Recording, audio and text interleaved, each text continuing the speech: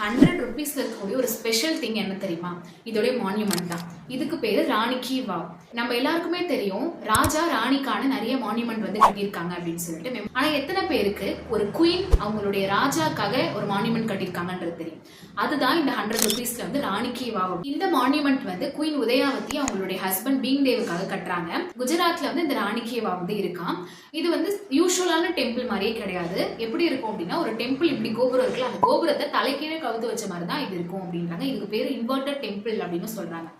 கீழே வந்து ஸ்டெப்ஸ்ல இறங்கி தான் நம்ம உள்ளார போற மாதிரி இருக்கும். ஆனா அது கீழே ஒரு கேட் இருக்குமா, அந்த கேட்டை வந்து திறந்து போனோம் அப்படின்னா இன்னொரு சித்பூர் அப்படின்ற ஒரு ஊருக்கு டிராவல் பண்ணக்கூடிய ஒரு டனல் வந்து 30 மீட்டர்ல வந்து கட்டியிருப்பாங்க அப்படின்னாங்க. எல்லாரையுமே வியக்க வைக்கிற அளவுக்கு இந்த கட்டடக்கலை ஆர்கிடெக்சர் வந்து இருக்கு அப்படின்னு நிறைய பேர் வந்து வியக்கிறாங்க. உலகத்திலே எந்த ஒரு நாட்டிலுமே இது மாதிரி ஒரு டெம்பிள் வந்து இல்லைன்னு சொல்றாங்க.